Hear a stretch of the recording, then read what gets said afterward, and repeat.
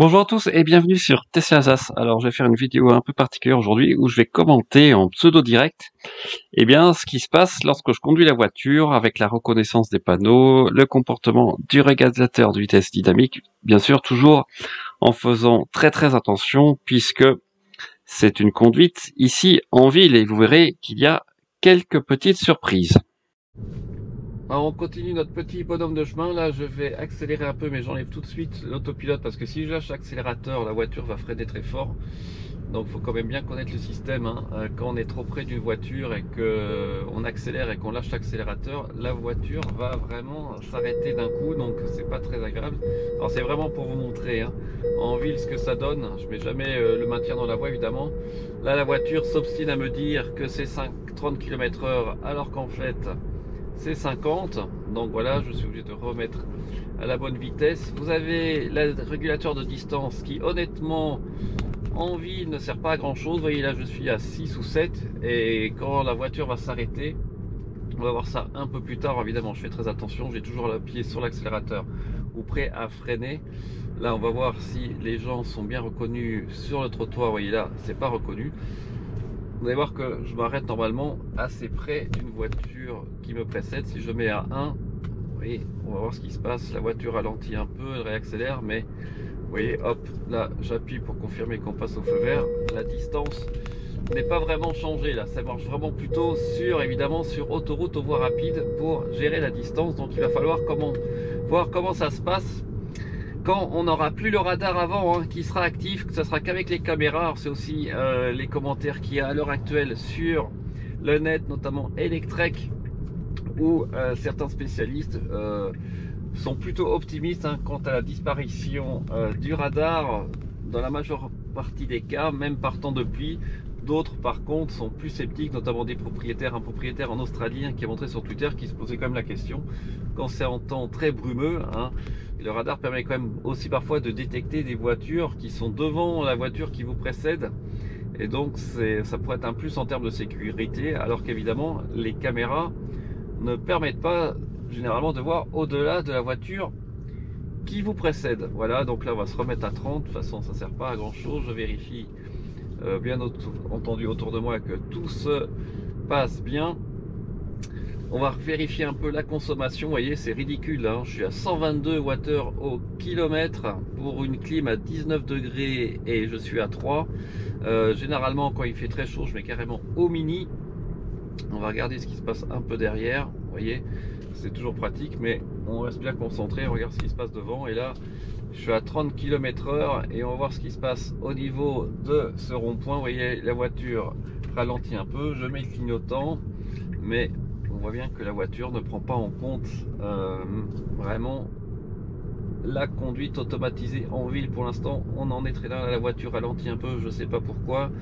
Le piéton n'est pas visualisé sur l'écran. Là ça me parle déjà un peu du feu vert. Là c'est moi qui coupe puisqu'on arrive en un rond-point, la voiture ne ralentissait pas assez et hop je remets à 30. Vous avez vu on a eu le panneau 30. Vous voyez par contre ralentir enfant n'est pas détecté, le feu est bien détecté. On va réduire un peu parce qu'on va un poil trop vite. Voilà 31. On vérifie que tout se passe bien. Là vous voyez c'est pas de freinage fantôme mais honnêtement c'est vraiment pour vous montrer hein. En théorie ne faites pas, ça sert pas à grand chose et vous pouvez toujours avoir des freinages fantômes notamment en ville hein. C'est vraiment pas fait pour ça, donc j'ai hâte de voir quand même quand ça sera activé pour la conduite automatisée. Hop là je valide le passage au feu vert, ce que ça va donner. Là il me dit toujours que je dois aller à 30 km/h et on va pas aller au rond-point et là je désactive le régulateur complètement hein. On fait pas non plus n'importe quoi. Voilà, je mets bien mon clignotant pour sortir. Est-ce que la voiture lit le panneau 30 au sol? Non, vous avez vu là le panneau 30 au sol n'est pas lu et d'ailleurs il me met toujours 50 hein. Donc on voit que la voiture ne prend pas en compte la lecture des panneaux entre guillemets sur le sol, des marques au sol pour la vitesse. C'est un peu dommage. Là on va aller à gauche, fin de zone 30. Là on voit bien que la fin de limitation par contre est bien détectée mais pas le panneau 30 en tant que tel. Et là on va voir ce qui se passe. on repasse à 50. Est-ce que la voiture le lit? Oui, mais bon, c'était déjà marqué 50, donc on va pouvoir mettre, hop, mais je veux pas mettre le maintien dans la voie, je mets que le régulateur. Et là, ça fonctionne bien. Vous voyez que les lignes blanches rapprochées ne sont pas reconnues par la voiture, hein, mais des lignes plutôt séparées. Par contre, quand vous êtes sur autoroute, la ligne blanche continue est bien reconnue. Là, on a le panneau 50, on a les poubelles qui sont bien reconnues également. J'ai une distance respectable avec la voiture qui me précède. Donc là, dans ces conditions, on peut utiliser, si vraiment vous jugez nécessaire, le régulateur de vitesse. Mais encore une fois, ce n'est pas fait pour ça. Là, la limite passe à 30.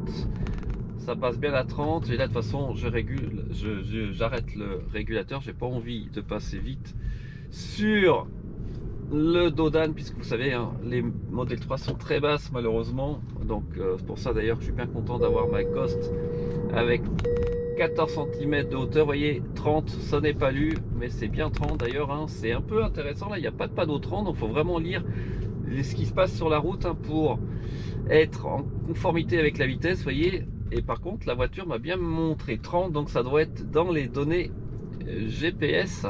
Hop, fin de zone 30, c'est bien marqué là. Est-ce qu'on va passer à 50? Eh bien non, on ne passe pas à 50. Ah ça y est, on passe à 50, donc hop, je peux mettre le régulateur.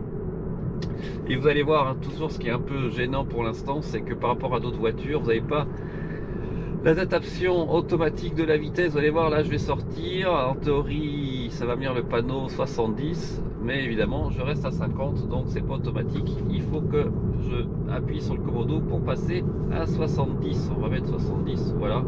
Et là vous voyez bien, la ligne discontinue à droite et la ligne continue à gauche.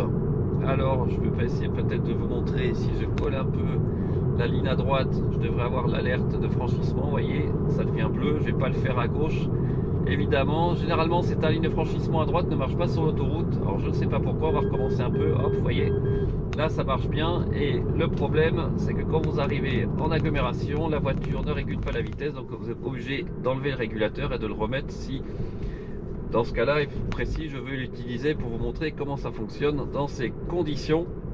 C'est un peu dommage. Et là, on va voir comment ça se passe. Je suis à 50 en régulateur, je fais attention. Honnêtement, c'est un peu rapide. Là, on va voir si la voiture ralentit. Elle ralentit pas du tout. Et là, on va voir comment ça se passe avec la voiture qui va tourner à gauche. Attention, on stop. Regardez, la voiture croit que j'ai un stop. Elle freine très fort. Là, c'est un problème. Ça devrait pas freiner tout seul. Donc là, je connais bien ce problème-là. Je suis déjà passé ici, donc j'avais le pied sur l'accélérateur. J'ai pu compenser immédiatement. Alors, on continue notre petit bonhomme de chemin. Là, je vais tourner à gauche. Dans 200 mètres, vous avez la voiture ne va pas du tout ralentir, hein. Elle ne prend pas en compte le fait qu'il faut que je tourne à droite, pardon. Donc là je vais à droite et vous voyez la voiture, elle ne ralentit absolument pas. Donc on voit bien qu'on n'a pas du tout la conduite autonome encore en France et en Europe. Là aux États-Unis, elle aurait ralenti toute seule, elle aurait tourné toute seule. Hop, je remets à 50, la voiture à droite garée n'est pas représentée. Et on va arriver bientôt à ma destination, hein, pour ce soir. Hop, j'espère que vous n'êtes pas trop gênés par le soleil.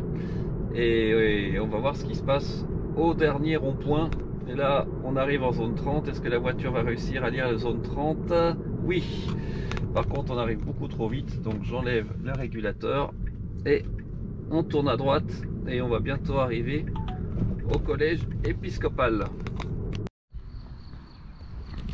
Alors là, nous voilà arrivés au collège épiscopal et je voulais faire donc un petit résumé, hein, de cette nouvelle vidéo. Là, j'ai essayé d'un peu innover et j'espère que ça vous a plu. Et n'oubliez pas, je suis en train de préparer l'interview avec le patron de ChargeMap. Donc, on va avoir cette interview qui va avoir lieu au courant de juin et donc l'interview sera sûrement disponible courant juillet sur ma chaîne. Vous verrez, c'est très intéressant parce qu'il y a pas mal de nouveautés qui vont arriver. Voilà, écoutez, j'espère que cette petite vidéo vous a plu. Passez une très bonne semaine et on se dit à très bientôt sur Tesla Alsace. Ciao.